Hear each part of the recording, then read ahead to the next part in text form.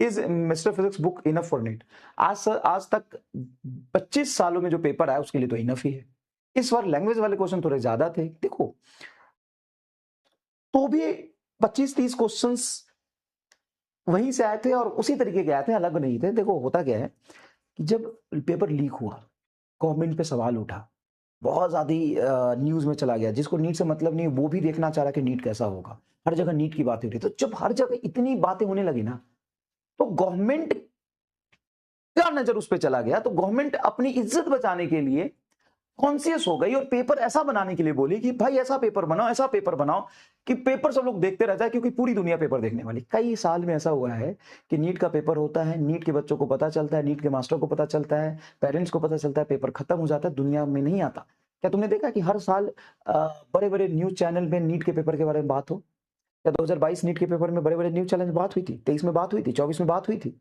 नहीं हुई थी ना, नहीं हुई थी ना। लेकिन इस बार हर आदमी ही सरकार को गाली दे रहा है, जिसको कोई मतलब नहीं है वो भी गाली दे रहा है, जिसको नीट से दूर दूर तक कोई रिश्ता नाता नहीं है। प्रॉब्लम यह है कि जब हर आदमी इस चीज के बारे में बात करने लगे, गवर्नमेंट को इस बात से फर्क पड़ने लगे, उसका वोट कटने लगे, तो ओवर कॉन्शियस हो जाती है और फिर उन्हें लगे ऐसा पेपर बनाना, ऐसा पेपर बनाना पूरी दुनिया फिर देखे। बस ये प्रॉब्लम है, जब पूरी दुनिया देखे तो देखो। अब मैं बोल रहा हूं ना, जब मल्टीपल शिफ्ट होगा फिर उसी लेवल का पेपर बनाने के लिए उनको कम से कम 6 महीना समय चाहिए, 4 महीना चाहिए फिर, अगर मल्टीपल शिफ्ट में हुआ तो।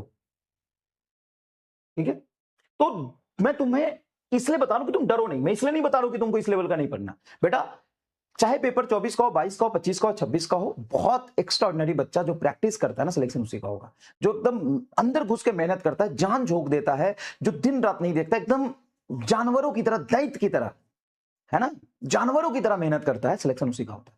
ऐसा नहीं कि आसान पेपर आएगा तो सब सेलेक्ट हो जाएंगे, नहीं होंगे, सीट उतनी है।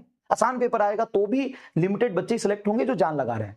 टफ पेपर आएगा तो उसमें लिमिटेड बच्चे सिलेक्ट होंगे जो जान लगा रहे हैं। आसान पेपर आएगा तो जान लगाने वाले बच्चे 40, 42, 45 करेंगे। टफ पेपर आएगा तो जान लगाने वाले बच्चे भी 35, 36, 32, 33 कर पाएंगे, लेकिन वो गवर्नमेंट कॉलेज में जाएंगे।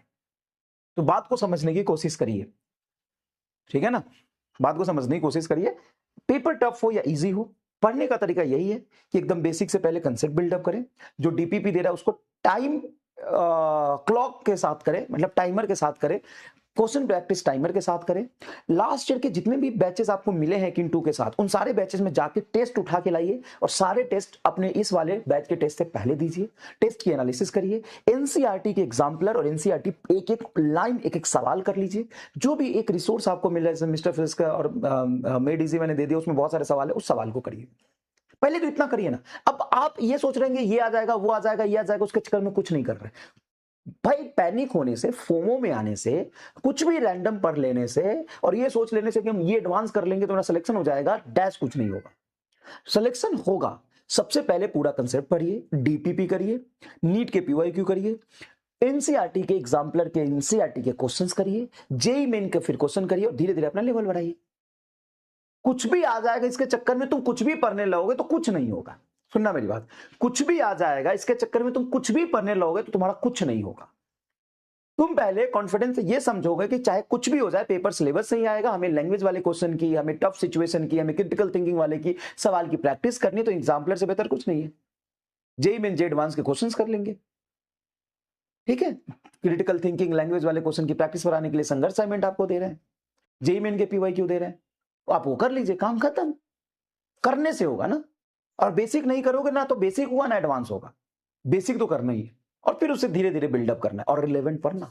ये मैं बता देता हूं, पूरे साल मैं बताता रहा कि देख भाई ऐसा है कि 2025 के पेपर के चक्कर में फोमो में मत आना, रिलेवेंट पढ़ना, सही तरीके से पढ़ना और जो सिलेबस में उसी पर पीएचडी करना। और नीट 26 का पेपर देखो क्या हुआ, 25 के कंपेयर में तो आप बहुत आसानी बोलोगे ना। नीट 26 का पेपर, जो बच्चा एकदम फोमो में आ गया, परेशान हो गया, पैनिक हो गया और इधर उधर की चीजें करने लगा, वो रिवीजन भी नहीं कर पाया, लास्ट में टाइम पे वो कुछ भी कंप्लीट नहीं कर पाया।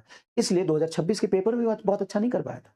अब वो भी लीक हो गया, रीनीट हुआ, तो भाई रीनीट तो गवर्नमेंट पे सवाल, तो फिर पेपर वैसा आ गया। समझ रहे हो बात को, ठीक है। तो जो मिस्टर फिजिक्स के मैं दे रहा हूं पीडीएफ, उससे क्वेश्चन पर प्रैक्टिस अच्छे से करिए।